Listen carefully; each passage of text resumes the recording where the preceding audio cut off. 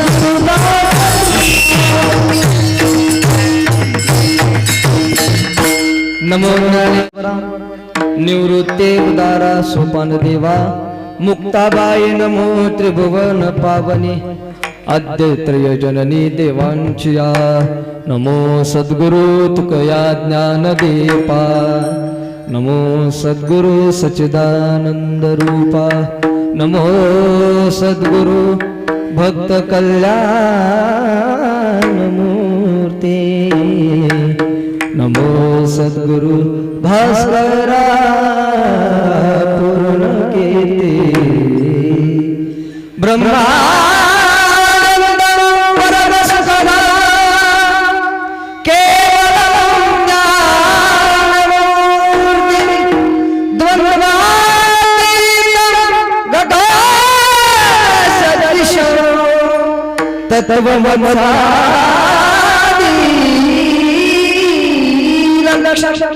एकं नित्यं विमानमचलं सर्वगति साक्षिभूतं, भावातीतं त्रिगुणरहितं,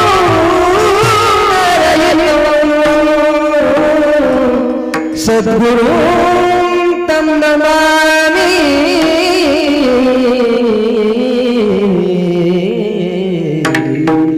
जयांचे केलिया स्मरण, होय सकळ विद्यांचे अधिकरण, तेच वंदो श्रीचरण, श्री गुरूंचे ते नमस्कार मी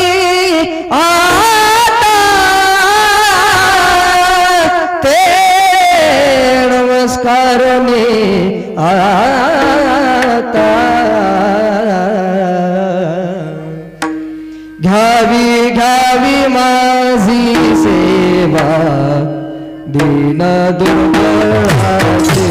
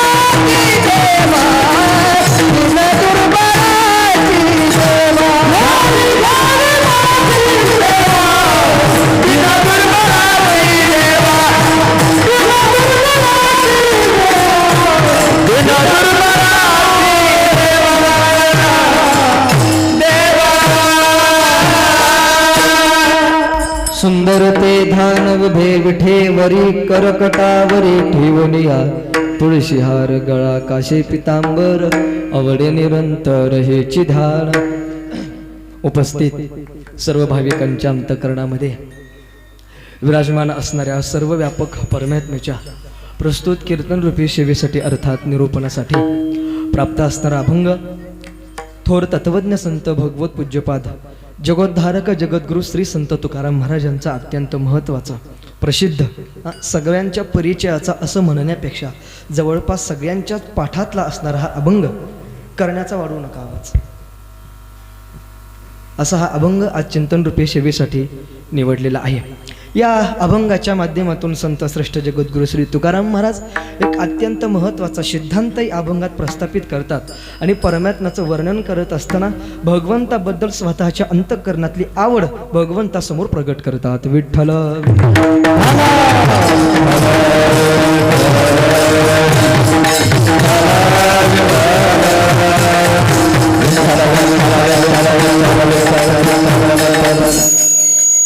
माझ्या सेवेला प्रारंभ करण्यापूर्वी एका मिनिटामध्ये अभंगाचा धावता अर्थ आपल्यासमोर प्रस्थापित करतो.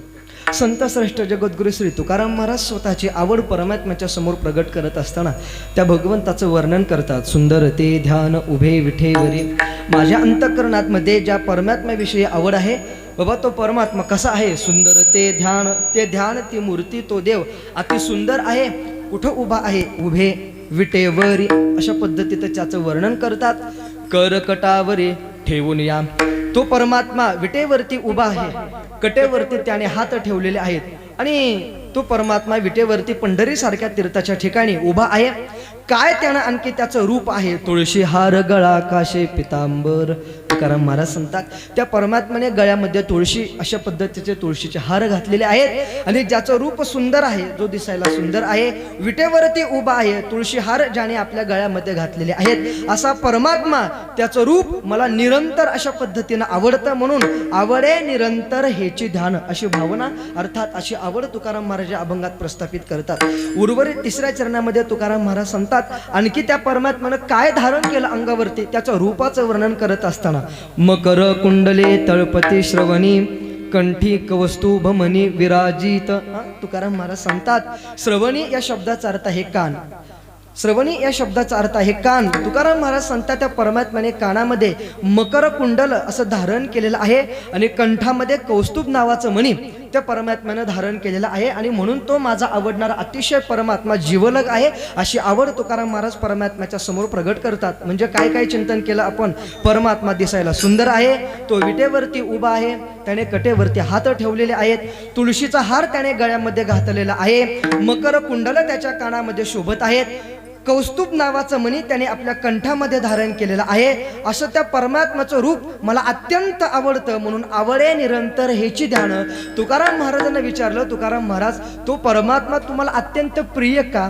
का तो देव तुम्हाला आवडतो? त्याचं उत्तर शेवटच्या चरणात देतात, अरे बाबा, तो परमात्मा, तो भगवन म्हणजे माझ्या दृष्टीने तुका म्हणे माझे हेची सर्व सुख.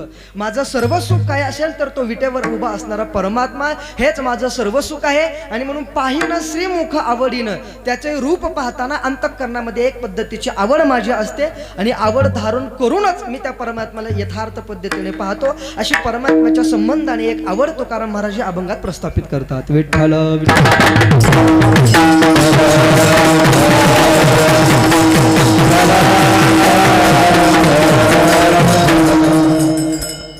सेवेला प्रारंभ करण्यापूर्वी अल्पसहा परिहार देणं हे भक्ताला क्रमप्राप्त असतं.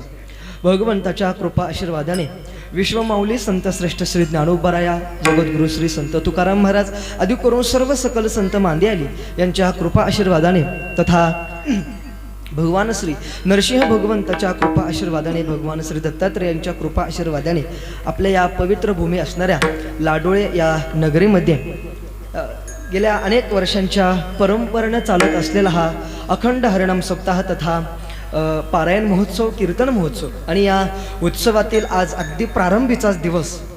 आज आमच्या संस्थेला ही कीर्तन सेवा प्राप्त झालेली आहे. अंतःकरणातली एक भावना प्रगट करत असताना मला एकच वाक्य फक्त सांगायचे, आम्ही लाडोळेकरांना नवीन नाही आणि लाडोळेकर आम्हाला नवीन नाही. बरोबर आहे ना? आम्ही तुम्हाला नवीन नाही आणि तुम्ही आम्हाला नवीन नाही, असं आहे. अनेक पूर्वीचे ऋणानुबंध आपले आहेत.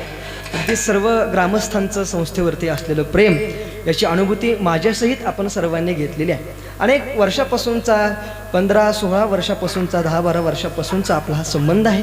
भगवंताच्या कृपेनं पुनश्च एकदा या उत्सवामध्ये आपण सर्वांनी आमंत्रित करून सामील करून घेतलं, त्याबद्दल आपल्या सर्वांना मनपूर्वक धन्यवाद देतो.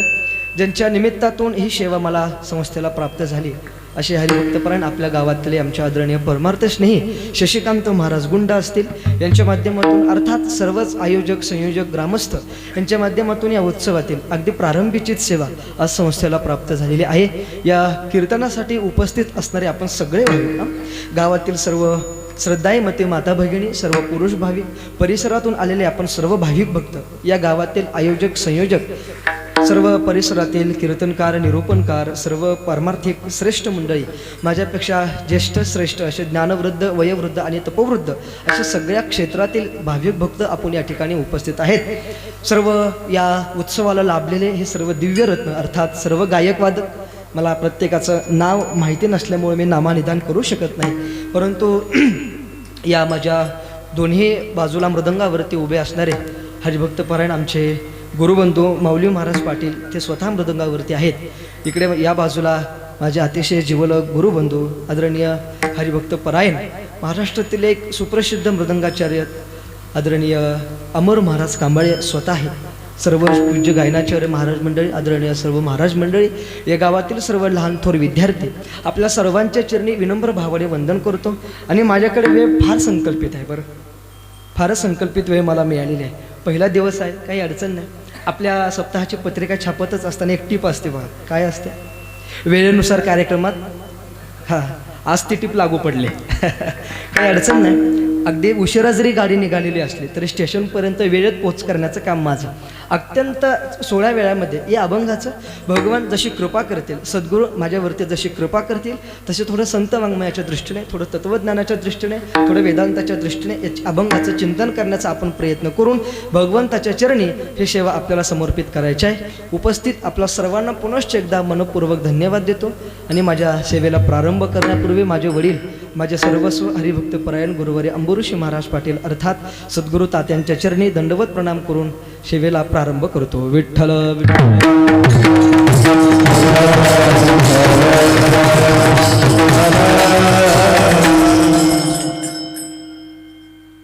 या कीर्तनरूपी सेवेला आमच्यासोबत आलेले आमचे हरिभक्तपरायण महागाव या गावातील आमच्या आश्रमाचे आदरणीय हरिभक्तपरायण अंकुश महाराज या ठिकाणी आहेत.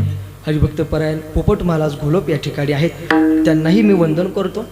या अभंगाचं चिंतन करत असताना संत श्रेष्ठ तुकाराम महाराज अत्यंत महत्त्वाचा सिद्धांत या अभंगामध्ये प्रस्थापित करून भगवंताच्या रूपाचं वर्णन करतात. असा या अभंगाचा महत्त्वाचा सिद्धांत आहे. तुकाराम महाराज भगवंताबद्दल स्वतःच्या अंतःकरणातली आवड प्रगट करत असताना महाराजांची भाषा आहे. सुंदर ते ध्यान उभे विठेवरी करकटावरे ठेवून या. वा माझ्या अंतःकरणातला जो देव आहे तो कशा पद्धतीने दिसणार आहे त्या रूपाचं वर्णन तुकाराम महाराज या अभंगात करतात. विठ्ठल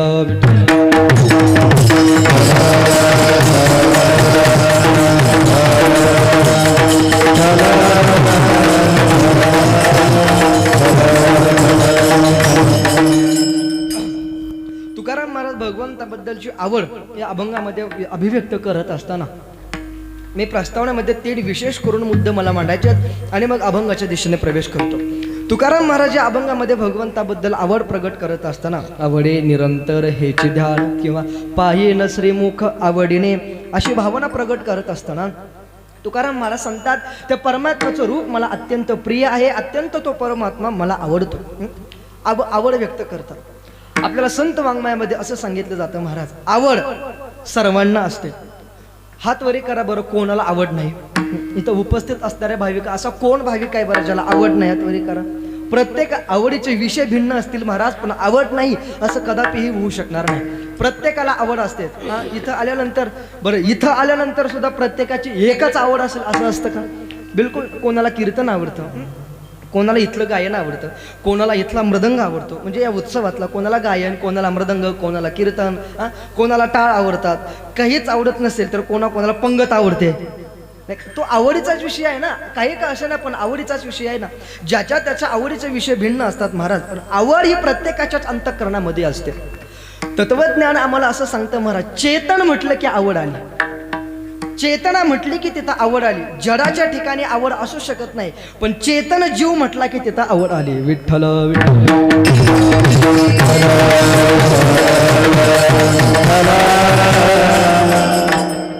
माणसाचंच काय प्राण्यांनाही आवड असतेच की. त्यांच्या आवडीचे विषय भिन्न असतील पण प्राण्यांच्याही अंतःकरणामध्ये आवड असते. मला 3 मुद्द्याचं भक्तिशास्त्राच्या दृष्टीने आपल्यासमोर ठेवायचे आहेत. आवड जर प्रत्येकाच्याच अंतःकरणामध्ये असेल तर आवड ही 3 प्रकाराचं चिंतन केलं जातं. भगवंताची एक आवड असते 1, संतांची एक आवड असते 2 आणि मनुष्य जीवाची एक आवड असते 3. विठ्ठल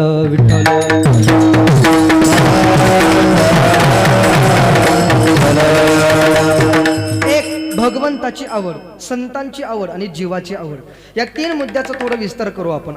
भगवंताला काय आवडतं, साधू पुरुषांना काय आवडतं आणि मनुष्य जीवाला काय आवडतं. पहिला मुद्दा घ्या महाराज. भगवंताला काय आवडतं असा जर प्रश्न आपण विचारला.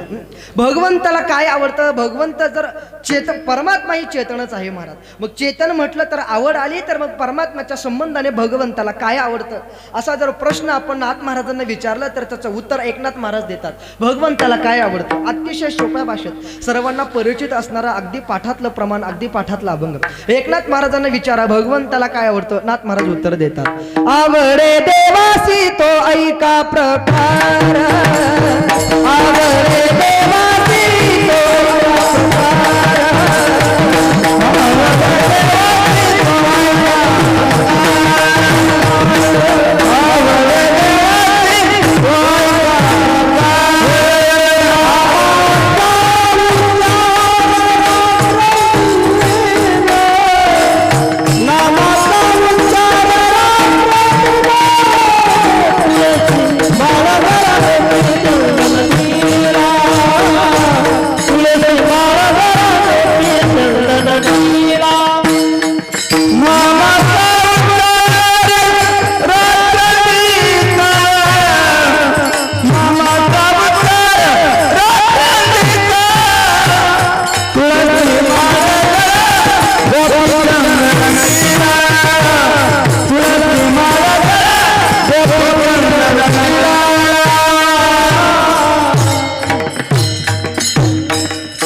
परमात्म्याच्या आवडीच्या संबंधाने चिंतन करत असताना एकनाथ महाराजांना प्रश्न केला आणि त्याचं उत्तर पण एक अभंगातून देतात महाराज.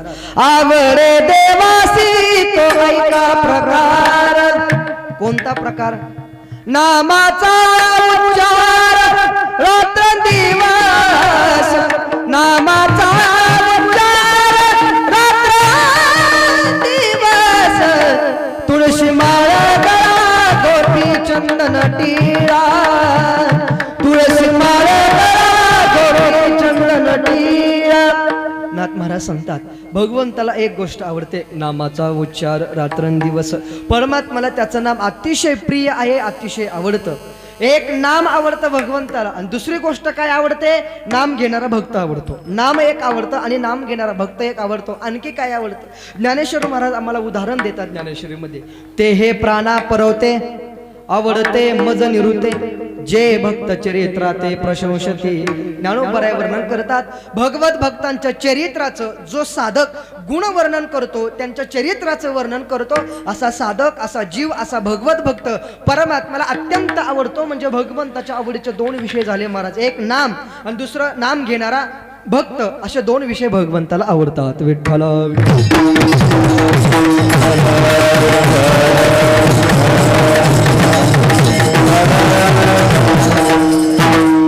परमात्मा सांगतो बाबा ते मला इतके आवडतात, नाम घेणारा भगवत भक्त मला इतके आवडतात बाबा की त्यांच्या घरची काम मी न सांगता करतो, न सांगता करी सर्व काम. भक्त समागमे सर्व भावे हरी, न सांगता करे सर्व काम. किंवा तुकाराम महाराजांचा भला मोठा अभंग पाठातला आहे किंवा आपल्या उच्च नीच काय नेने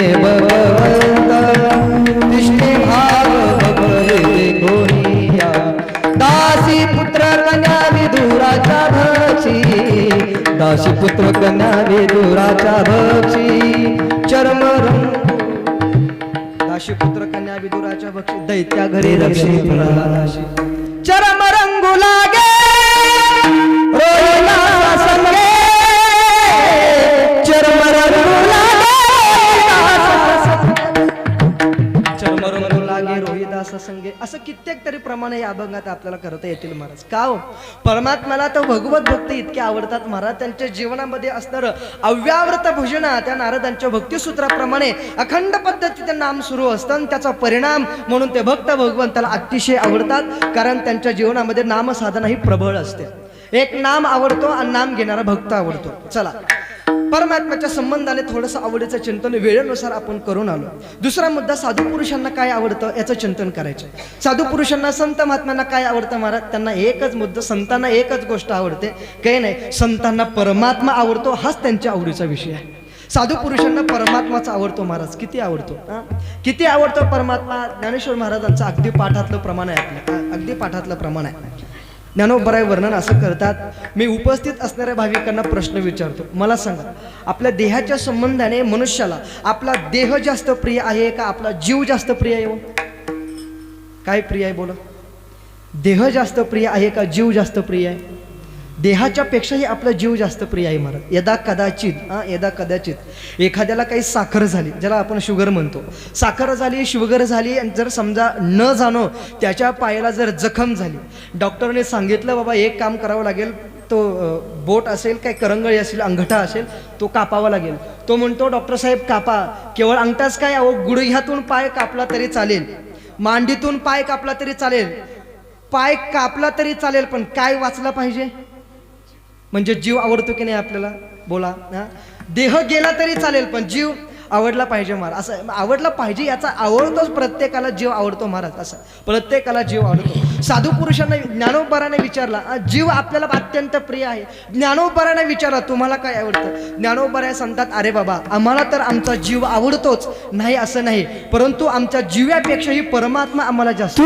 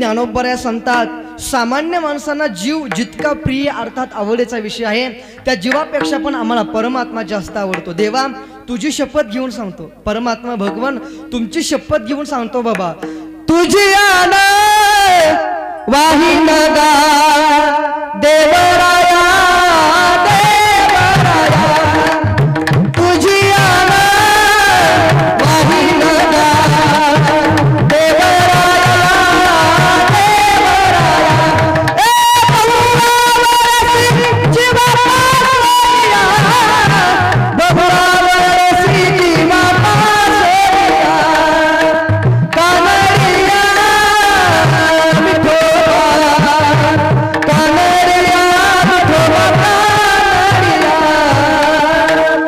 ज्ञानोबा सांगतात देवा आमच्या जीवापेक्षा पण आम्हाला तू आवडतो बाबा, तुझी शपथ घेऊन सांगतो परमात्मा, भाऊ आवडसी जीवा पासोनिया, भाऊ आवडसी जीवा पासोनिया. परमात्मा कुठला देव आवडतो आम्हाला? कानडा वो विठ्ठल कर्नाटक जेणे नजरावी ज्ञानोबा वर्णन करतात तसं, कानडिया विठोबा कानडिया विठोबा कानडिया, बहुआवरसी जीवा पासोनिया, बहुआवरसी जीवा पासोनिया, तुझी आना वाही नगा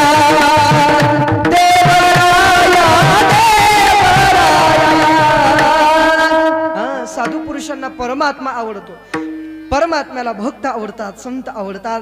3 मुद्द्याचं आपण सविस्तर थोड्या वेळात चिंतन करून आलो. भगवंताला भक्त आवडतात आणि नाम आवडतं. 1 संत पुरुषाला साधू पुरुषाला परमात्मा आवडतो. 2 राहता राहिला मुद्दा आपलाच. आपल्याला काय आवडतं महाराज? काय आवडतं आपल्याला खरं सांगा. एकच प्रश्न जास्त नाही, एकच प्रश्न विचारतो, खरं खरं सांगायचं. आपल्याला परमार्थ जास्त आवडतो की प्रपंच जास्त आवडतो? तुम्हाला हनुमंतरायाची शपथ आहे, खरं सांगा, कारण त्यांच्या मंदिराच्या समोर उभा आहे.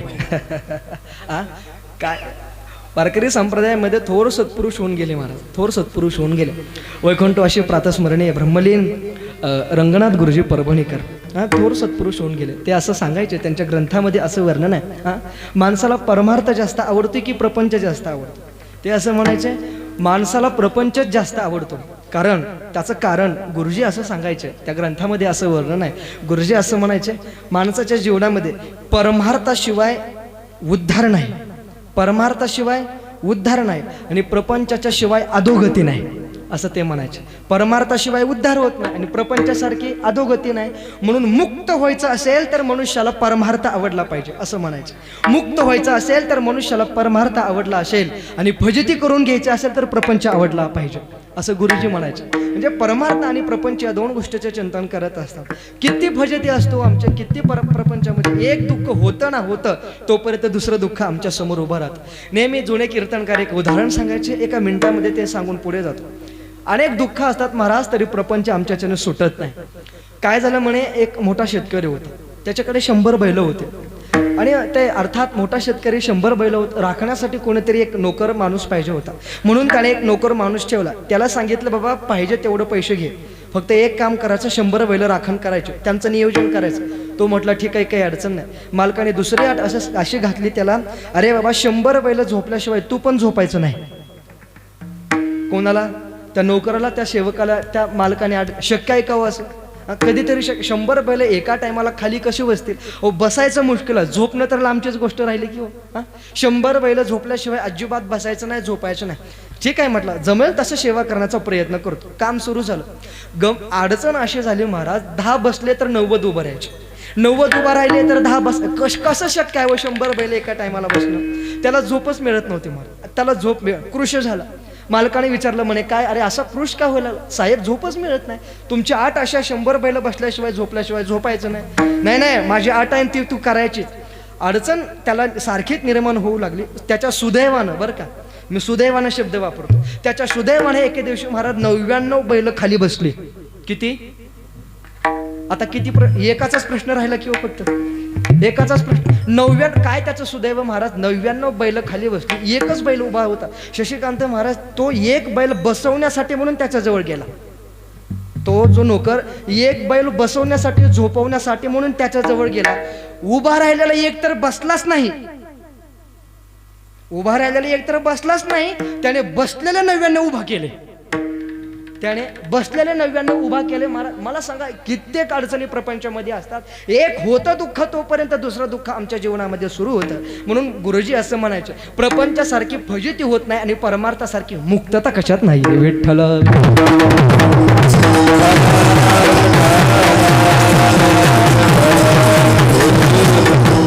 याच्या दृष्टीने आता थोडं तत्वज्ञानाच्या दृष्टीने एक 2-3 वाक्य आपल्या समोर ठेवतो. माझे गुरुवारी आमचे सर्वस्व हरिभक्त परायण डॉक्टर श्री गुरु जयवंत महाराज बोलतील. श्री महाराज नेहमी सांगत असतात, तत्वज्ञानाच्या दृष्टीने विषयाची पामर मनुष्याची आवड वेगळी असते, विषयी मनुष्याची आवड वेगळी असते आणि मुमुक्षू याची आवड वेगळी असते. पामराला काय आवडतं, विषयीला काय आवडतं आणि मुमुक्षूला काय आवडतं. पामराला निषिद्ध विषय आवडतात 1, विषयीला विहित विषय आवडतात 2 आणि मुमुक्षूला केवळ मोक्ष आवडतो. मोक्ष इच्छवान इति मुमुक्षु, त्याला केवळ मोक्ष प्राप्त करून घेण्याची अंतःकरणामध्ये इच्छा किंबहुना ती आवड असते. म्हणून पामराचे विषय वेगळे, विषयाचे विहित वेगळे विषय वेगळे आणि मुमुक्षूचे विषय वेगळे. विठ्ठल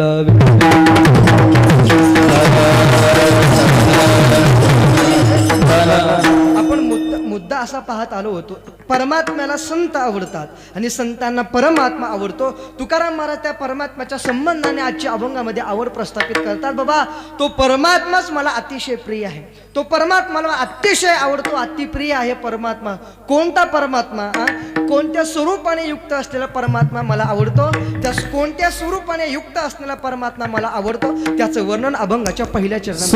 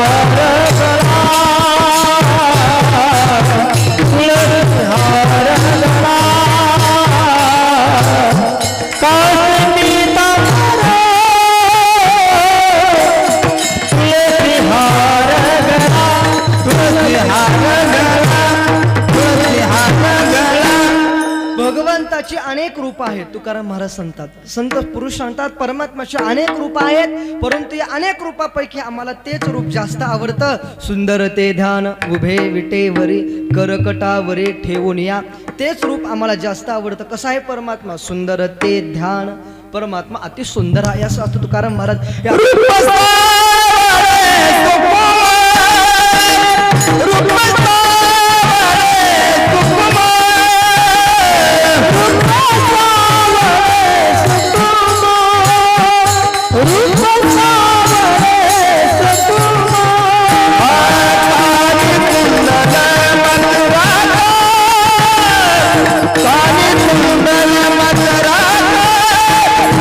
Matra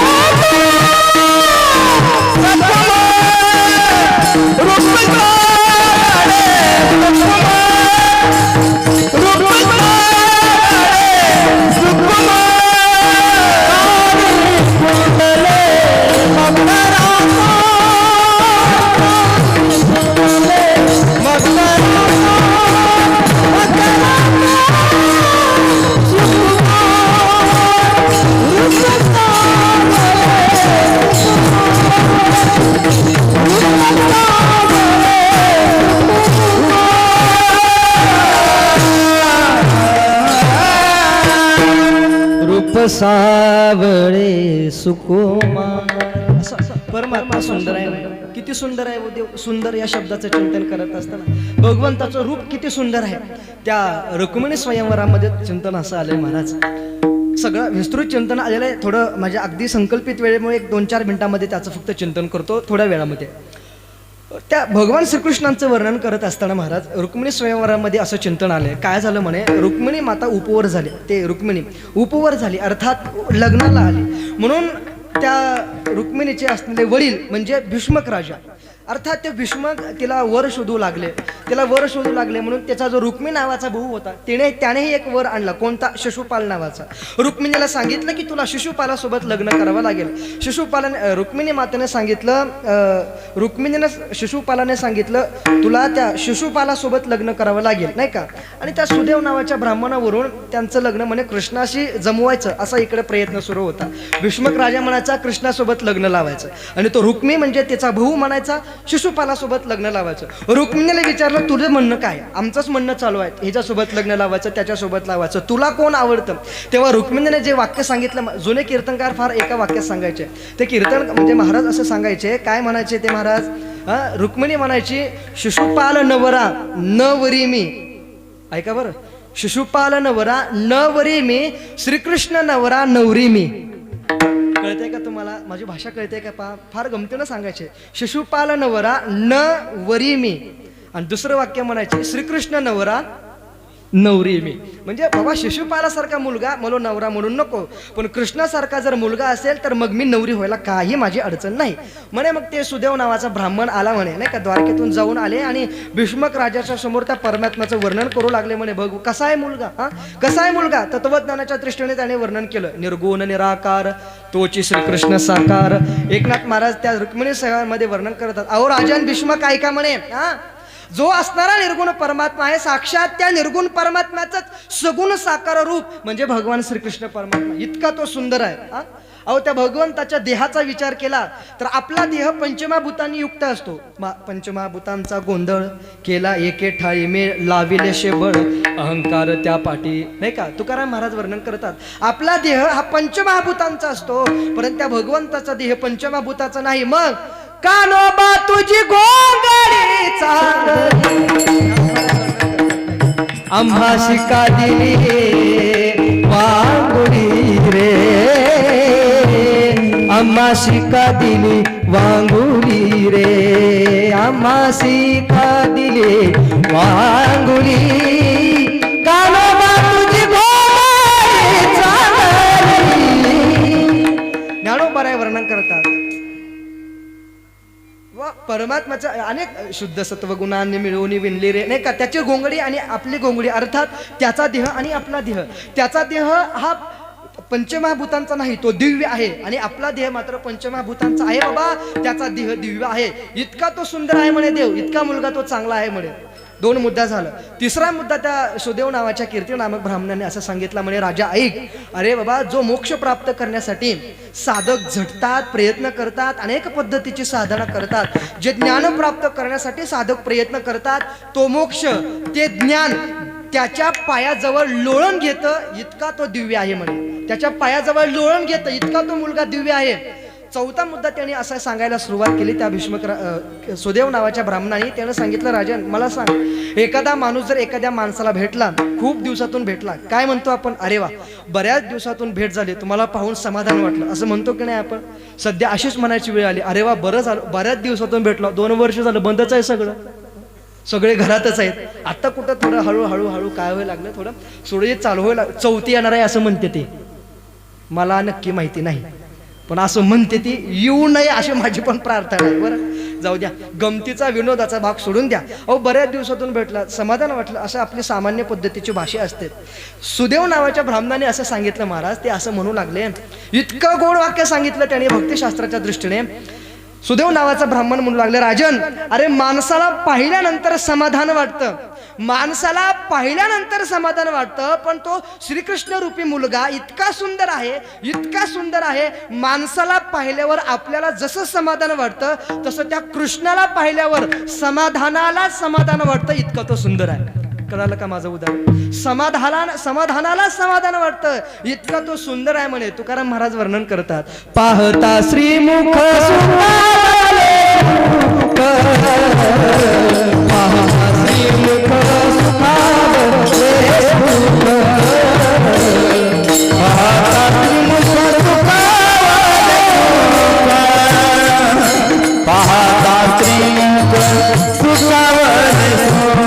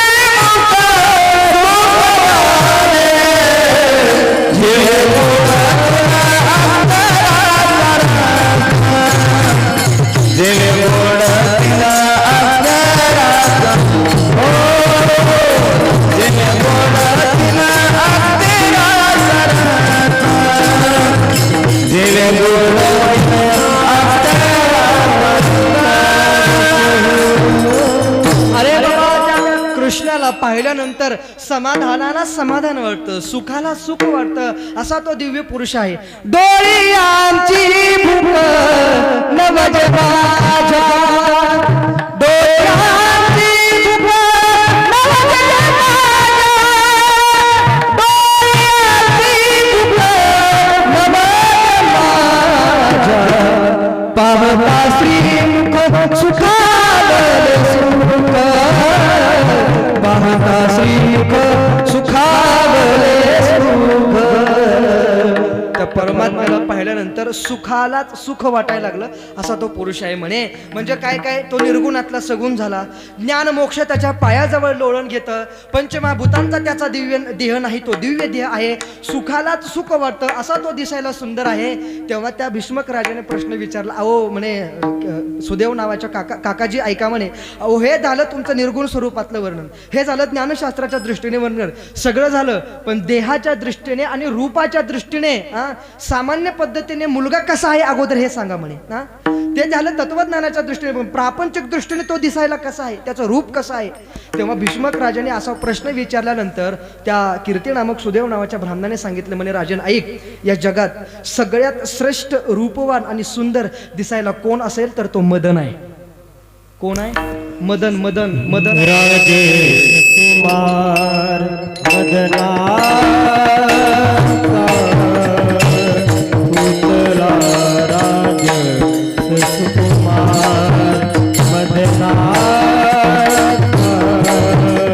राज सुकुमार मदनाचा पुतला राज सुकुमार मदनाचा पुतळा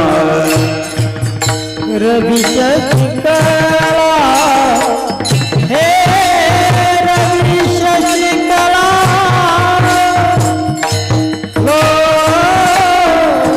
लोकप्रिया हे रवी शशिकला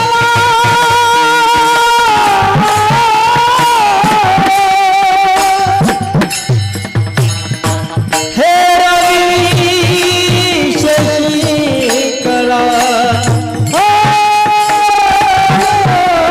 पनिया रवी शशिकला हो पनिया रवी शशिकला हो लोकलिया कस्तुरी मळबट चंदना विभूती कस्तुरी मळबट चंदना विभूती कस्तुरी तुकाराम महाराज वर्णन करतात तो परमात्मा किती सुंदर आहे. या जगात सगळ्यात रूपवान सुंदर असा कोण असेल तर मदन आहे. मदन आहे. तो मदन इतका सुंदर आहे. मदन सगळ्यात श्रेष्ठ आहे म्हणे सुंदर. पण काय झालं, त्या मदनापेक्षा पण देव दिसायला सुंदर आहे. कसं? एकनाथ महाराजांनी रुक्मिणी स्वयंवरामध्ये एक ओवी घातली. एकनाथ महाराजांनी सांगितलं एकदा काय झालं, त्या मदनाला स्वतःच्या रूपाचा अभिमान झाला.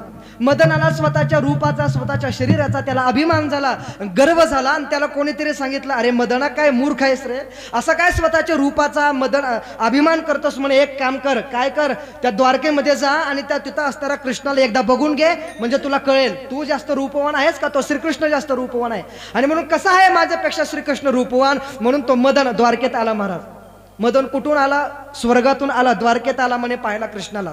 अंगामध्ये त्याच्या सौंदर्याचा अभिमान होता आणि तो द्वारकेत आला. आणि त्या मदनाने कृष्ण परमात्म्याला पाहिल्याबरोबर त्याची काय अवस्था झाली त्याचं वर्णन एकनाथ महाराजांनी एका ओवीत केले रुक्मिणी स्वयंवरामध्ये. मला काय सांगायचे, परमात्मा किती सुंदर आहे. माझा शेवटचा मुद्दा आहे भक्तिशास्त्राच्या संबंधाने. तो त्या मदनाने कृष्ण परमात्म्याला पाहिल्याबरोबर त्याची काय अवस्था झाली त्याचं ओवीत एकनाथ महाराज वर्णन करतात. अभिमान होता त्या मदनाच्या ठिकाणी, मीच जास्त रूपवान आहे. पण नाथ महाराजांनी ओवी अशी घातली, सौंदर्याचा अभिमान, सौंदर्याचा अभिमान मदना अंगी संपूर्ण, देखोनियास कृष्णाशी स्वदेहासी विठ्ठला. एकनाथ महाराज वर्णन करतात, मदनाचा सौंदर्याचा अभिमान मदना अंगी संपूर्ण, तेने देखुनिया कृष्णाशी स्वदेहाशी विठ्ठला. म्हणजे काय? अरे कृष्णाचं स्वरूप पाहिल्यानंतर त्या मदनाला स्वतःच्या शरीराची वीट, या शब्दाचा अर्थ आहे किळस येऊ लागली, वीट येऊ लागली. याचा अर्थ मदनापेक्षा पण परमात्मा सुंदर आहे. मग तुकाराम महाराज सांगतात, राजस सुकुमार मदना राजस सुकुमार मदना रविशंकरा लोकमानिया, रविशंकरा लोकमानिया, राजस सुकुमार मदना राजस सुकुमार मदना.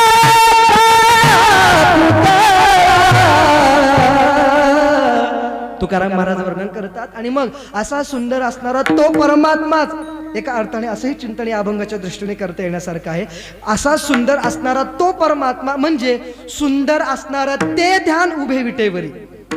कळते काय? अवताराच्या संबंधाने सुंदर असणारा तो श्रीकृष्णच पुढच्या अवतारामध्ये येऊन विटेवरती उभा राहिला. म्हणून सुंदर ते ध्यान उभे विटेवरी, असाही एक अर्थ भक्तिशास्त्राच्या संबंधाने आपल्याला करता येण्यासारखा आहे. अर्थात परमात्म्याचं स्वरूपच महाराज सुंदर आहे. किती सुंदर आहे तो.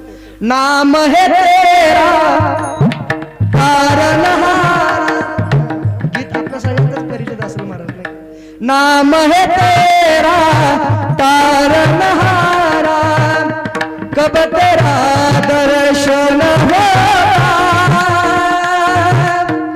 जिनकी सृष्टि इतनी सुंदर, ओ कितना सुंदर वो तारा, ओ कितना सुंदर वो तारा, नाम है तेरा दर्शनहारा.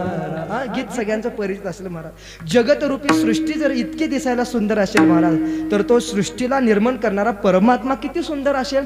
तुकाराम महाराज सांगतात, अर्थात सुंदर ते ध्यान उभे विटेवरी. प्रत्येक पदाचं चिंतन करायला आपल्याला वेळ नाही. परमात्मा तो सुंदर आहे, रूपवान आहे, गुणवान आहे. अशा परमात्म्याच्या ठिकाणीच माझी वृत्ती राहू अशी प्रार्थना आहे. तेथे माझी हरी वृत्ती राहू, अशा सुंदर असणाऱ्या सम ठिकाणीच माझी वृत्ती निश्चित स्थिर राहो अशी प्रार्थना तुकाराम महाराज करतात. पण कुठे उभा आहे? उभे विटेवर. असा सुंदर असणारा परमात्मा विटेवर सारख्या त्या विटेवरती तो उभा आहे. आणि त्याने काय केलेले आहेत? करकटावरे ठेवून या हात त्याने कमरेवरती ठेवलेले आहेत. तो विटेवरती उभा आहे. का विटेवरती उभा आहे? चरित्र प्रसंग आपल्या सर्वांनाच परिचित आहे. काय? पुंडलिकाच्या भावार्थात झाला गोकुळाहुनी येता, नाही का? म्हणजे पुंडलिकाच्या भक्तीसाठी तो परमात्मा गोकुळातून तिकडं आला, असंही एक दृष्टांत, असंही एक चरित्र आहे म्हणे. आणि दुसरं चरित्र आपल्याला काय सांगितलं, जेव्हा आई वडिलांची सेवा परिपक्व झाली पुंडलिक रायाची, त्या कुकुट मुनींच्या आश्रमातून पाहिल्यानंतर त्याला पश्चाताप झाला आणि मग आई वडिलांची सेवा करू लागला आणि सेवा पूर्ण झाल्यानंतर परमात्म्याला आनंद वाटू लागला आणि तो परमात्मा म्हणजे भगवान श्रीकृष्ण परमात्मा एके दिवशी रुक्मिणीचं आणि कृष्णाचं काहीतरी भांडण झालं. ऐका, कृष्ण परमात्माचं आणि रुक्मिणीचं भांडण झालं म्हणजे नवरा बायकोची भांडणं लाडोळ्यातच होतात असं काही नाही बरं का, इथं सुद्धा होतात. इथंच होतात असं बिलकुल नाही, देवाच्या सुद्धा नवरा बायकोचं भांडणं होतात महाराज. मग ती रुक्मिणी रुसून गेली आणि ते दिंडरवनात आली, अर्थात पंढरीच्या क्षेत्रामध्ये आला आणि तो पुंडलिक आपल्या आईवडिलांची सेवा करत होता. आणि मग आईवडिलांची सेवा करत असल्यामुळं त्याने मागं वीट भिरकावली आणि तो विटेवरती उभा राहिला, उभे विटेवरी असा आहे. आईवडिलांची सेवा केल्यामुळे परमात्मा प्राप्त झाला. एक महत्वाचं वाक्य आपल्याला सांगून जातो, सर्वांनी जीवाचं कान करून वाक्य ऐका. वाक्य असं आहे महाराज, भगवंताची सेवा केल्यावर आई वडील मिळतील का हे सांगता येत नाही. ऐका, भगवंताची सेवा केल्यावर आई वडील मिळतील का हे सांगता येत नाही, पण आई वडिलांची सेवा केल्यावर भगवान परमात्मा भेटल्याशिवाय राहत नाही. ऐका, महत्वाचं वाक्य. देवाची सेवा केल्यावर आई वडील मिळतील का हे माहिती नाही, पण परमात्म्याची सेवा केल्या आई वडिलांची सेवा केल्यावर काय केलं तर पुंडलिकाने. थोडं जरा माफीच मागून बोलतो, किती कीर्तन ऐकली होती त्याने, किती ज्ञानेश्वरीची पारायण केली होती पुंडलिकाने. असं तुमच्यासारखं किती महाराज लोकांना त्यानं वाट लावलं होतं. मी वाट लावलं असं म्हणतोय, वाट लावली असं म्हणत नाही. किती काय साधना केली ती महाराज त्याने, म्हणून परमात्मा त्याच्या घरी भेटायला आला. फक्त आई वडिलांची सेवाच केली होती आणि त्याचा परिणाम म्हणून योगिया मुनी जनधानी, योगिया मुनी जनधानी, ते सुख आसनी शयनी, ते सुख आसनी शयनी, योगिया मुनी जनधानी, ते सुख आसनी शयनी, हरि सुख भावले, हरि सुख भावले. ज्ञानोबराय वर्णन करतात महाराज, योगी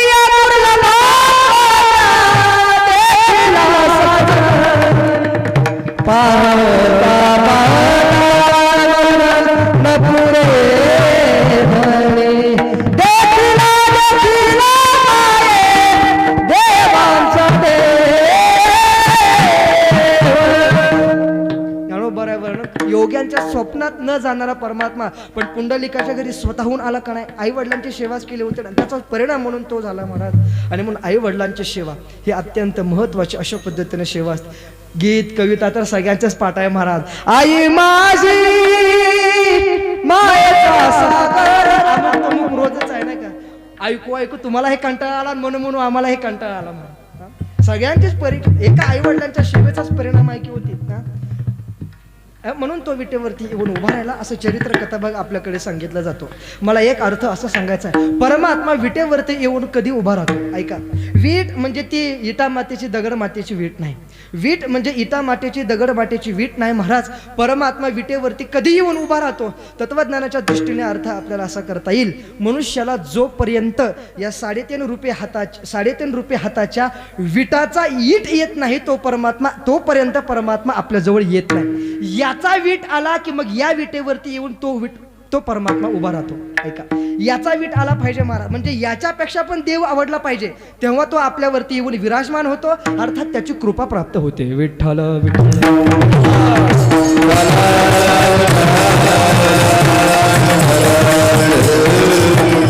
परमात्मा विटेवरती येऊन उभा राहिला. काय त्याचं रूप आहे, करकटावरी ठेवून या हात त्याने कमरेवरती ठेवलेला आहे महाराज. का ठेवले, अनेक पद्धतीचे कारण आपल्याला सांगता येतील.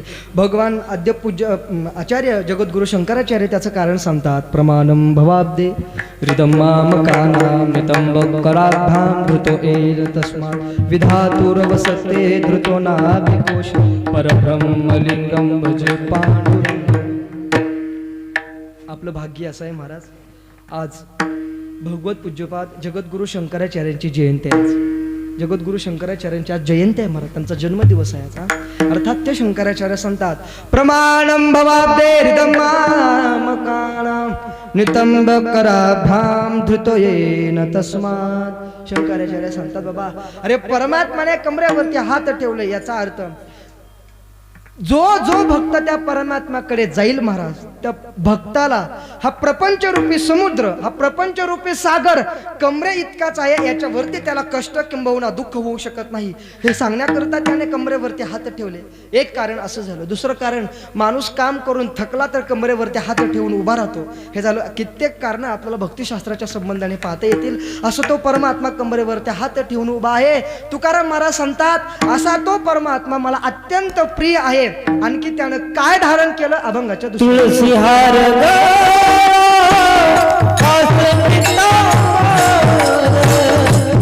तुळसी हार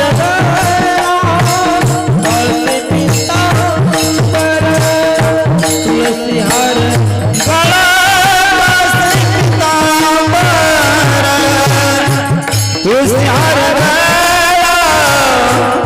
असे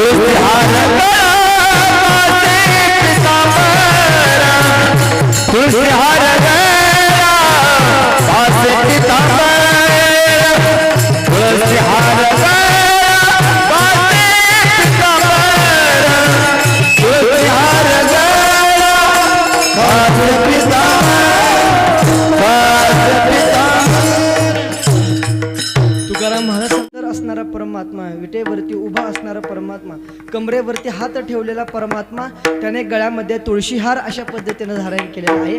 आणि अशा रूपाने जो युक्त आहे तो परमात्मा मला अत्यंत प्रिय आहे, अत्यंत आवडतो. म्हणून आवडे निरंतर हेची ध्यान, असं तुकाराम महाराज वर्णन करतात. तो अति सुंदर आहे म्हणे. किती सुंदर आहे.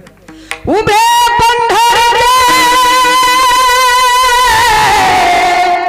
विठ्ठल उभे पंढरीचे विठ्ठल सावरे रूप चोरटे चित्राचे सावरे रूप चोरटे चित्राचे चोरटे चित्राचे चोरटे चित्राचे. नाही का तुकाराम महाराज वर्णन करतात, तुकोबराय वर्णन करतात त्याप्रमाणे महाराज.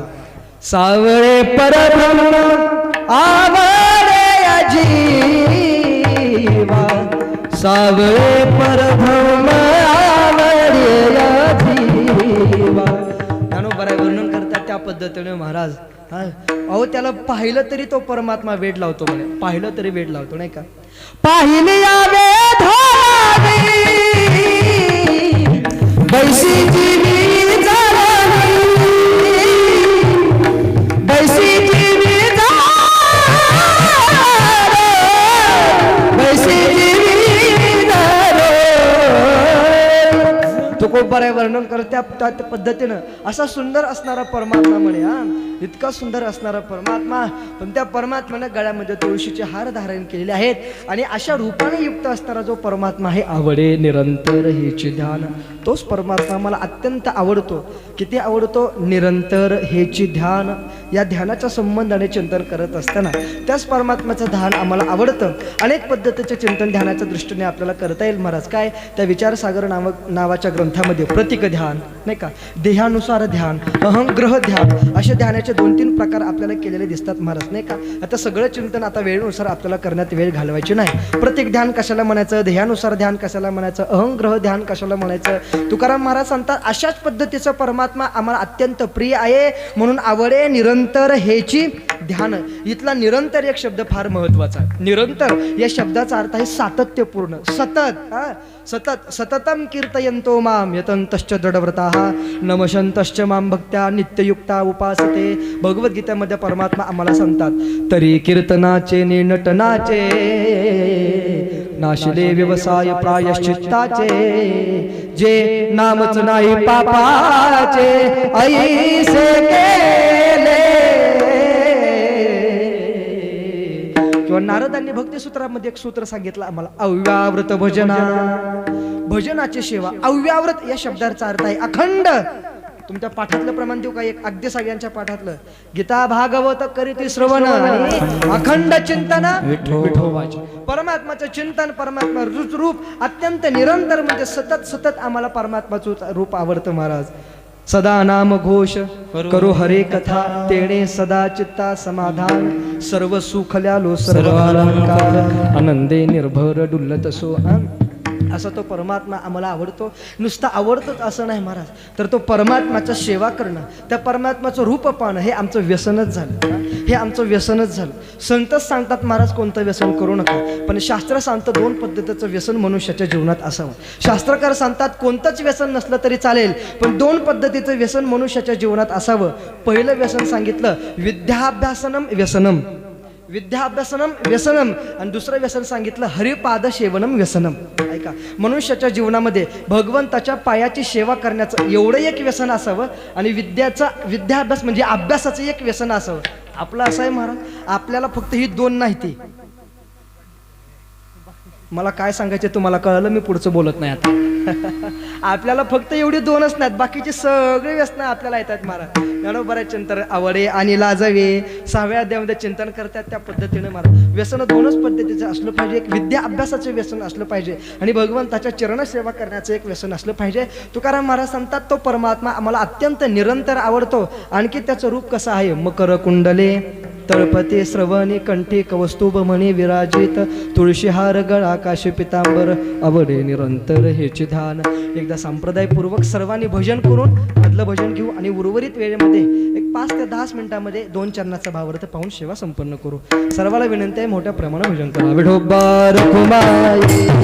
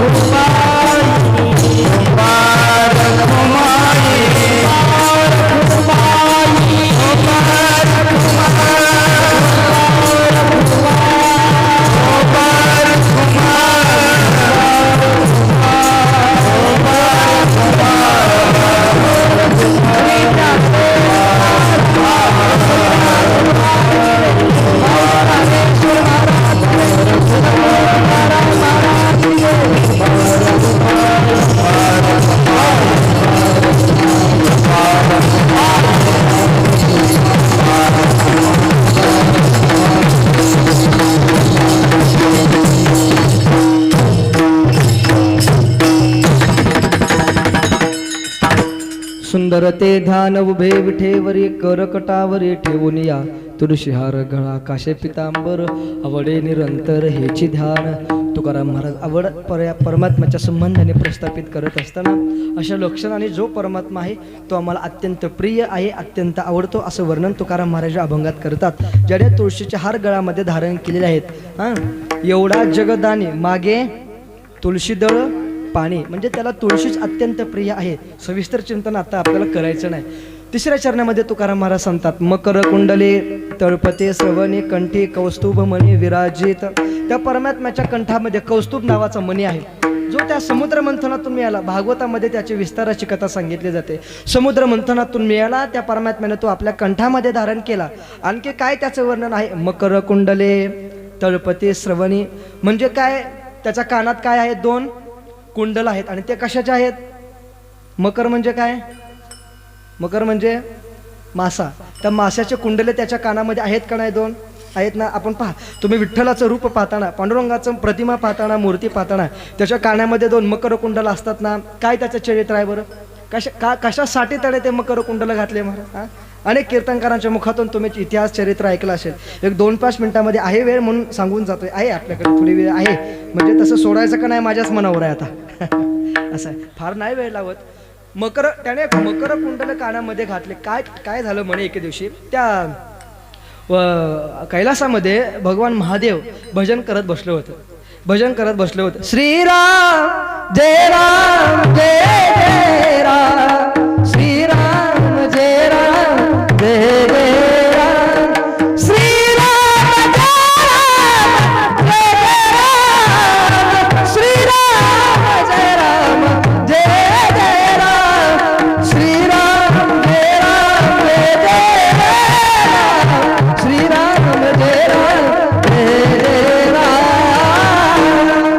प्रभू महादेव भजन करत बसलेला, समाधी अवस्थेमध्ये त्यांचं भजन सुरू आहे. इतक्यात त्या कैलास पर्वतामध्ये नारदजींची स्वारी आली आणि नारदांनी थेट पार्वती आईसाहेबांची भेट घेतली आणि सांगितलं, का हो म्हणे, भगवान महादेव तुमच्यावर खरंच प्रेम करतात का? डायरेक्ट विचारलं, अहो भगवान महादेव तुमच्यावर खरंच प्रेम करतात का?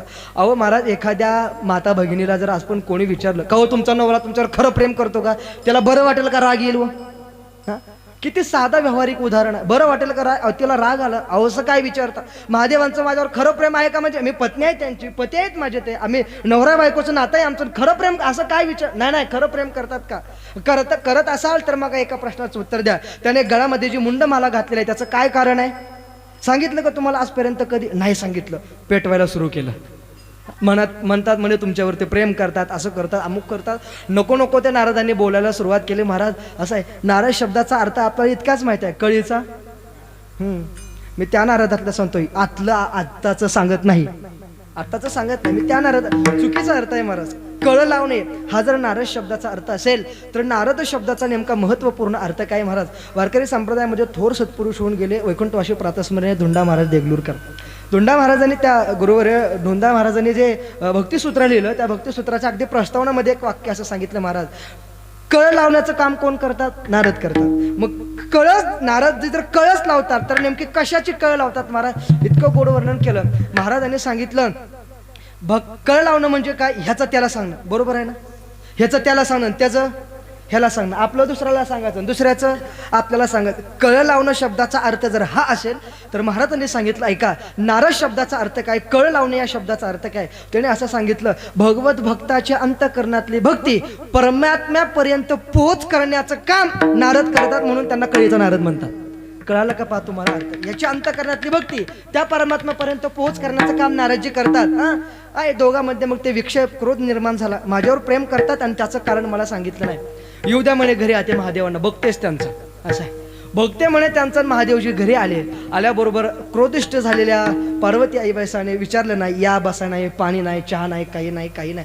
काही प्रश्न विचारले तर तोंड फिरवून बसल्या म्हणे. काय झालं पार्वती, आज का असं बसले म्हणे? तुम्ही जर माझ्यावरती प्रेम करतात तर तुम्ही आजपर्यंत मला अध्यात्माचा उपदेश केला नाही, तत्वज्ञानाचा उपदेश केला नाही, तुम्ही ज्ञान मला सांगितलं नाही, गळ्यामध्ये का तुम्ही रुंड माला घातले त्याचं कारण सांगितलं नाही. आणि मग महादेवांच्या लक्षात आलं, इथं नारद येऊन गेले असले पाहिजेत. महादेवांच्या मग लक्षात आलं, हे काम तुझं नाही, इथं कुणीतरी कळ लावलेली दिसते, त्याच्याशिवाय तुला माहिती होणार नाही. कोण आलं होतं? नारदजी आलं होतं. मग महादेवाने सांगितलं, अरे बापरे, आता हे तुला सगळं सांगितलंच पाहिजे. पार्वती आई, महत्वपूर्ण गोष्ट आहे, तुला तत्वज्ञानाचा उपदेश करायचा आहे, पण अडचण अशी आहे आपल्या दोघाशिवाय कोणीच तिसऱ्या माणसानं ऐकता कामा नये. आपल्या दोघाशिवाय तिसऱ्या माणसाने कोणीच ऐकता कामा नये. म्हणून एक काम करायचं, आपण इथून पहाटे उठायचं आणि समुद्राच्या पलीकडच्या काठावरती जायचं, जिथं पक्षीसुद्धा कोणी ऐकणार नाही त्या ज्ञानाचा उपदेश, पक्षीसुद्धा कोणी किलबिलाट करणार नाही, अशा अरण्य एकांताच्या ठिकाणी आपण जायचं. पहाटे उठले, समुद्राच्या पलीकडच्या काठावरती गेले, पार्वतीला सांगितलं मी ज्ञानाचा उपदेश करणार आहे, यदा कदाचित मी ज्ञानाचा उपदेश करणार आहे. मी डोळं झाकले तर तू हुंकार द्यायचं बंद करू नको, तू काय करत राहा, हुंकार देत राहा, म्हणजे मला अंदाज येईल की तू ऐकते. बरोबर आहे ना? तसं मी विचारलेल्या प्रश्नाचे तुम्ही उत्तर देत चला, म्हणजे मला अंदाज येईल किंवा तुम्ही जागे आहेत. बरोबर आहे ना? मी विचारलेल्या प्रश्नाची उत्तर देत चल, मी विचारलं काय सांगितलं तर त्याचा हुंकार देत चल. ठीक आहे म्हणे पतिराज, काही हरकत नाही. ऐका, फार महत्वपूर्ण आहे. का सांगतोय? मकर कुंडल त्याच्या कानात कसे आले याच्यासाठी हे चरित्र आपण पाहतोय. मग महादेवानी तत्वज्ञानाचा उपदेश करायला सुरुवात केली महाराज, आणि त्याचा परिणाम असा झाला, ज्ञानाचा उपदेश करत असताना त्यांना समाधी लागली. आता ते ज्ञान आहे महाराज, समाधी लागली, आणि त्या समाधीचा परिणाम, त्या ज्ञानाचा परिणाम पार्वती आई साहेबावरती झाला, आणि पार्वती मातेला समाधी लागली. अर्थात तीही डोळे मिटवून घेऊन शांतपणे बसली, तिलाही काही कळना. आता सांगा काही, अर्थात ती झोप लागली, तिलाही समाधी लागली. अर्थात परिणाम असा झाला, हुंकार द्यायचा. आता कोणी द्यायचं हुंकार? महादेवांचा तर तत्वज्ञानाचा उपदेश करणं चालू आहे, हुंकार देणं तर बंद आहे. म्हणजे हुंकार जर नाही दिला तर सांगितलेलं ज्ञान वायाच गेलं का नाही? वायाच गेलं का नाही? आता काय करायचं? मग हा प्रश्न पडला विष्णूला. विष्णू कुठं होता? लाडोळ्यात.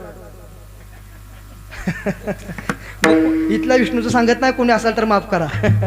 वैकुंठात विष्णू होता. अरे महादेवजी तत्वज्ञानाचा उपदेश करत आहेत, ज्ञान सांगतायत, आणि पार्वती आई साहेबाला झोप लागली, अर्थात समाधी लागली. वाया जाता कामा नये बाबा, म्हणून तो उपदेश आपण ऐकला पाहिजे. नियम काय होता? दोघाशिवाय तिसऱ्याने ऐकायचं नाही. म्हणून तर एकांतात गेले होते ना. पक्षाचं रूप धारण करता येत नाही, प्राण्याचं रूप धारण करता येत नाही, काय करावं विष्णूला काळजी पडली. मग विष्णू परमात्माने महाराज एक सूक्ष्म रूप धारण केलं आणि पाण्याच्या काठावरतीच बसले होते, समुद्राच्या काठावरती. ऐका, फार महत्वाचा मुद्दा आहे. विष्णू परमात्माने महाराज सूक्ष्म रूप धारण करून त्या समुद्रामध्ये असलेल्या एका माशाच्या पोटात प्रवेश केला. कुणी? विष्णू परमात्माने समुद्रात असणाऱ्या माशाच्या पोटात प्रवेश केला महाराज, आणि माशाच्या पोटात विष्णू परमात्माने ते सूक्ष्म रूप घेऊन त्याच्या माशाच्या पोटात प्रवेश केला. आणि हे ज्ञान सांगत असताना हुंकार द्यायला कोणी सुरुवात केली? आता विष्णू परमात्माने हुंकार द्यायला सुरुवात केली, जे त्या माशाच्या पोटामध्ये बसून तत्वज्ञान ऐकत होते महाराज. परिणाम असा झाला, ज्ञान सांगणं पूर्ण झालं. भावसमाधीतून महादेवजी बाहेर आले. महादेवजी बाहेर आले, पाहता तर पार्वती झोपलेली. अरे बापरे, अगर मी जिला उपदेश करत होतो ती पार्वती तर झोपलेली आहे. पार्वती तर झोपलेली आहे, मग आतापर्यंत हुंकार कोण देत होतं? पार्वती तर झोपली आहे, तर मग आतापर्यंत हुंकार कोण देत होतं? प्रश्न पडला महादेवांना. आणि त्याचं महत्वाचं कारण असं आहे, मला दुसरी अडचण अशी झाली. विष्णू परमात्माने सूक्ष्म रूप धारण करून माशाच्या पोटामध्ये प्रवेश घेतला होता. आता ऐका, सांगितलेल्या तत्वज्ञानाचा उपदेश फुकट ऐकला. बरोबर आहे ना? फुकटच ऐकलं ना. हुंकार दिला, फुकट ऐकलेलं पचत नसतं. फुकट ऐकलेलं पचत नसतं. कीर्तन झाल्यावर मी म्हणत नाही, फुकट ऐकलेलं पचत नसतं, इतकंच मला सांगायचंय. गमतीचा भाग सोडून द्या. फुकट ऐकलेलं तत्वज्ञान आहे महाराज, पचलं नाही. ऐका, फुकट ऐकलेलं तत्वज्ञान पचलं नाही, म्हणून विष्णू परमात्म्याने जे रूप धारण केलं होतं ना, पचलं नाही. त्या ज्ञानाचा परिणाम विपरीत झाला महाराज. आणि न पचलेलं ज्ञान न पचल्यामुळे विष्णू परमात्म्याने त्या माशाचं पोट फाडून तो परमात्मा बाहेर आला. माशाचं पोट फाडून सूक्ष्म रूप धारण केलं तो विष्णू परमात्मा बाहेर आला महाराज. आणि त्या माशाला आता वेदना होईल. पोट फाडलं म्हणजे वेदना सुरू झाल्या, किंवा वेदना सुरू झाल्या, विष्णू परमात्मा निघून गेले महाराज. आणि त्या माशाच्या पोटामध्ये वेदना सुरू झाल्या, आणि तेव्हापासून तो मासा हुडकत होता, माझं पोट कोणी फाडले. तेव्हापासून तो मासा हुडकत होता, माझं पोट कोणी फाडले, माझं पोट कोणी फाडले. दिसू द्या तर त्याला एकदा बघतोच. त्याचं आपण म्हणत नाही होतो दिसू द्या रे चौकात कुठं काय करतो, त्याची गच्ची आपण बोलतो कोण, त्याची गच्ची धरतो बघ. अरे तो मासा विचार करत होता, अरे दिसू द्या ज्याने माझं पोट फाडलेलं आहे तो दिसू द्याच कुठं आहे तरी. नाही त्याला जाऊन जाब विचारला का माझं पोट फाडलं, तर त्याला नावाचा मासा म्हणणारा नाही म्हणे. आणि म्हणून काय झालं, तो मासा वाहत वाहत वाहत वाहत म्हणे त्या समुद्रातून त्या चंद्रभागेच्या तीरी आला. ऐका, तो मासा वाहत वाहत म्हणे त्या नदीतून आला आणि तो तसा पंढरीला आला. आणि त्या माशाला असं कळालं म्हणे, ज्यानं आपलं पोट फाडून बाहेर आला होता सध्या तोच विटेवरती उभा आहे. ज्यानं आपलं पोट फाडलं होतं सध्या तोच देव विटेवरती उभा आहे आणि तो मासा पोहत पोहत त्या देवाच्या जवळ आला, त्या पांडुरंग परमात्म्याच्या जवळ आला आणि त्याने परमात्म्याच्या पांडुरंगाच्या येऊन कानाला धरलं आणि विचारलं, का माझं पोट फाडलं होतं? असा त्याला कानाला धरून जाब विचारला आणि तेव्हा प्रमाण पडलं, मकर कुंडलेन तळपती श्रवणे. कळालं का तुम्हाला? चरित्र कळालं का? म्हणून तेव्हापासून त्या पांडुरंग परमात्म्याच्या कानाला काय आहेत? 2 मकर म्हणजे माशाचे कुंडल आहेत महाराज. असं त्याच्या चरित्राचं वर्णन आपल्याकडे केलं जातं. तुकाराम महाराज सांगतात, अशा लक्षणाने जो युक्त आहे, अशा रूपाने जो परमात्मा युक्त आहे, मकर कुंडले तळपती श्रवणी कंठी कौस्तुभाने विराजित. आणि मग त्या परमात्म्याच्या ठिकाणी मला हेच सर्व सुख वाटतं. शेवटच्या चरणात तुका म्हणे माझे सर्व सुख, तुका म्हणे माझे सर्व सुख, तुका म्हणे माझे सर्व सुख, तुका म्हणे माझे सर्व सुख. पाहिना त्रिमुख आवडीने, पाहिना त्रिमुख आवडीने, तुळसी हार गळा कासे पीतांबर, तुळसी हार गळा कासे पीतांबर. हे पाहिना त्रिमुख आवडीने, पाहिना त्रिमुख आवडीने, तुळसी हार गळा पीतांबर, तुळसी हार पीतांबर. आवडे निरंतर हेची धार, आवडे निरंतर हेची धार, आवडे निरंतर, आवडे निरंतर, निरंतर, निरंतर, आवडे निरंतर, आवडे निरंतर, आवडे निरंतर हेची धार, तुळसी हार गळा कासे पीतांबर, तुळसी हार गळा कासे पीतांबर. हे आवडे निरंतर हेची धार,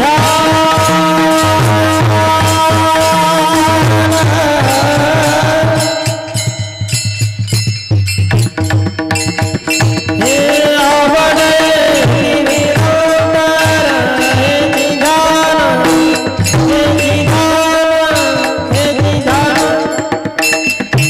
हे आवडे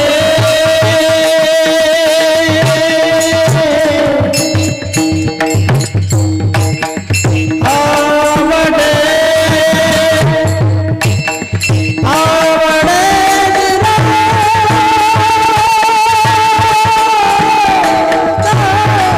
हेची धार, हेची धार. हे आवडे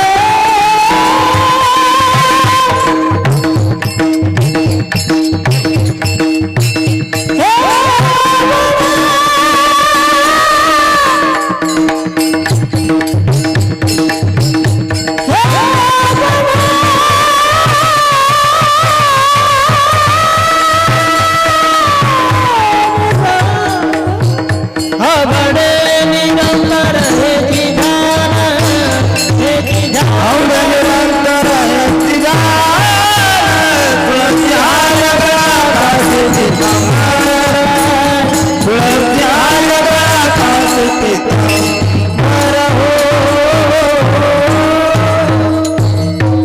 तुका म्हणे माझे हेची सर्व सुख, पाहिन श्रीमुख आवडीने, तुळशीहार गळा काशे पितांबर, आवडे निरंतर हेची ध्यान.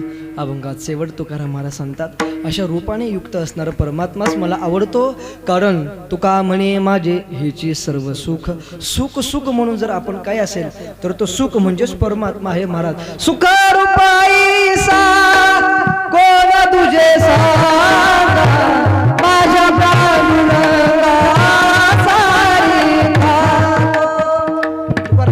महाराजांची या प्रमाणाप्रमाण परमात्माच हा सुखरूप आहे महाराज. योवय भूमातात सुखम नाल्पे सुखम असती असं उपनिषद आम्हाला सूत्र सांगतं. उपनिषदांची वक्ते आम्हाला असे सांगितले जाते, परमात्माच्या शिवाय कोणीही दुसरं तिसरं सुख आपल्याला शोधून हे सापडणार नाही महाराज. आणि परमात्माच्या शिवाय आपला उद्धारही दुसरा कोणी करू शकत नाही. म्हणून भगवंताची आपल्या हातून भक्ती घडावी अशी सद्भावना व्यक्त करतो. परमात्म्याची भक्ती घडावी, आपल्याकडून त्याची उपासना घडावी. तुकाराम महाराजांची भक्ती जशी दृढ होते तशी आपली ही भक्ती दृढ व्हावी या अनुषंगाने अशी प्रार्थना प्रभूच्या चरणी करतो. माझी झालेली सेवा भगवंताच्या चरणी समर्पित करतो. ज्ञानोबराया जगद्गुरु श्री तुकोबा यांच्या चरणी समर्पित करतो. आपल्या सर्वांच्या चरणी समर्पित करून माझे वडील गुरुवारी अंबुरशी महाराज पाटील अर्थात सद्गुरु तात्यांच्या चरणी श्रीकृष्ण मंदिर संस्थान संत बावी तालुका बार्शी गुरुवारी तात्यांच्या चरणी ही सेवा समर्पित करतो आणि वाणीला याच ठिकाणी पूर्णविराम देतो. ज्ञानेश्वर ज्ञानेश्वर मावळे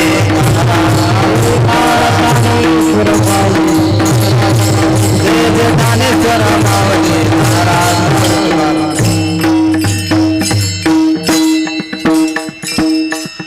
संकल्पित सेवा करत असताना एखादं वाक्य चुकलं असेल, एखादा शब्द कोणाच्या अंतःकरणाला लागला असेल तर दिलगिरी व्यक्त करतो. जे बरोबर आहे ते सद्गुरु तात्यांचं आहे, जे चुकीचं आहे ते माझ्या बुद्धीचा दोष आहे.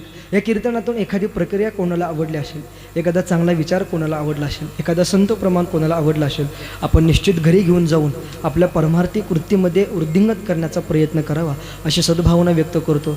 महत्त्वाचं म्हणजे आमच्या आदरणीय ज्यांचे साऊंड सिस्टीम आहे असे आमचे बनसोडे महाराज, त्यांनाही मनपूर्वक धन्यवाद देतो. बऱ्याच दिवसातून त्यांच्या हे साऊंडवरती सेवा करण्याचा योग येतोय.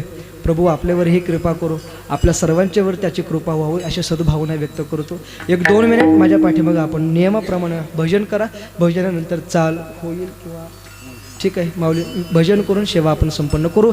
सर्वाला विनंती आहे, सर्वांनी 1 मिनिट हात वरती करा. सर्वांना उत्सवाचा पहिलाच दिवस आहे, कीर्तन सेवा संपन्न झालेली आहे. थोडासा विलंब झाला काही हरकत नाही, उद्यापासून अगदी वेळेत सगळे कार्यक्रम आपले सुरू होतील. सर्वांनी 1 मिनिट माझ्या पाठीमागं भजन करा. ज्ञानोबाराया माझ्या तुकोबाराया बोला,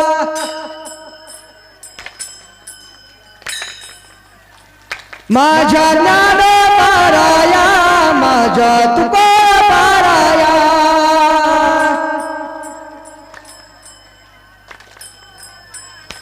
जय जय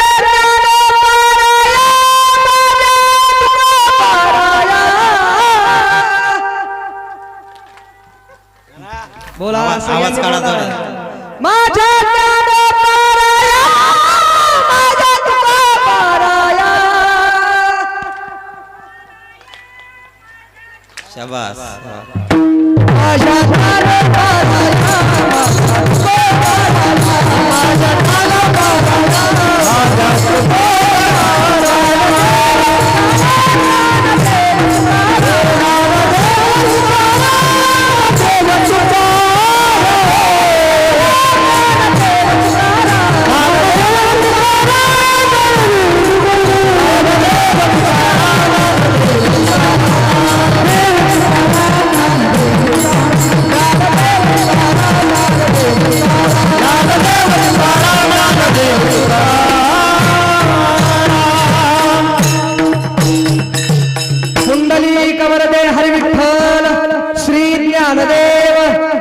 पंढरीनाथ भगवान की.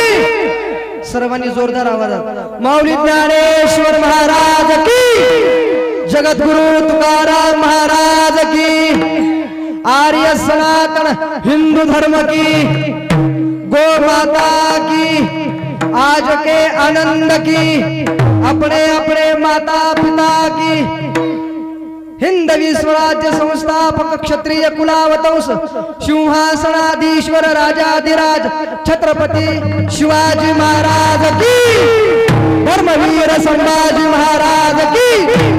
सर्वांनी एकदा हात वरी करा. सगळ्यांनी मी हर हर म्हणेल, आपण फक्त महादेव म्हणायचं. सगळ्यांनी हात वर करा, जोरदार आवाज. हर हर हर हर.